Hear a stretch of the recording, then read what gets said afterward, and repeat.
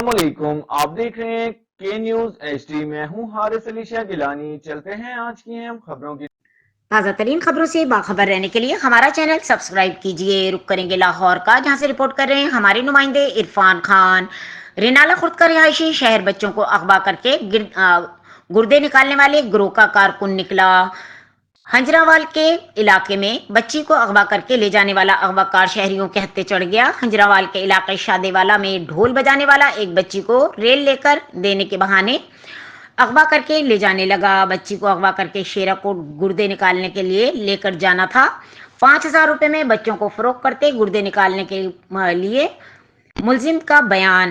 मुतअद्दिद बच्चों को अगवा करके गुर्दे निकालने वालों को फरोख्त किया जाता। गुर्दे निकालने वाले बच्चों के गुर्दे निकालकर बच्चों को नाले में फेंक देते, जहां इनकी मौत वाक़ई हो जाती। अहले इलाका ने मुलजिम को पकड़कर थाना हंजरावाल के ASI आसिम के हवाले कर दिया।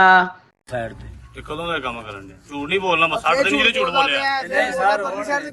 ਇੱਧਰ ਵੇਖ ਕੁੜੇ ਨੂੰ ਕਿਸ ਤਰ੍ਹਾਂ ਤੂੰ ਲੈ ਕੇ ਜਾ ਰਿਹਾ ਹੈ, ਬੱਚੇ ਨੂੰ ਜਿਹੜੀ ਛੋਟੀ ਬੱਚੀ ਸੀ ਉਹਨੇ ਕਿਹਾ ਮੈਂ ਰੀਲ ਲੈਣੀ। ਅੱਛਾ ਮੈਂ ਕਿਹਾ ਲੈ ਜੀ ਲੈਣੀ।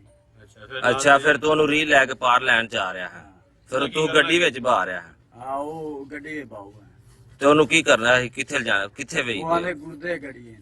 ਮੈਂ ਕਿਹਾ ਕਿੱਥੇ ਵੇਚਦੇ ਹੋ? ਹੈ ਕਿੱਥੇ ਵੇਚਦੇ ਹੋ? ਇੱਥੇ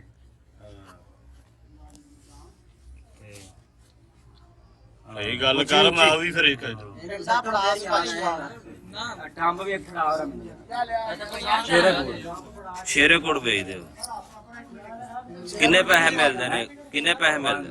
5,000 5,000 ਦੀ ਕੁੜੀ ਮਾਰ ਦਿੰਦੇ ਜੀ ਹੈ? ਬਾਪ ਦੀ ਧੀ ਮਾਰੀ।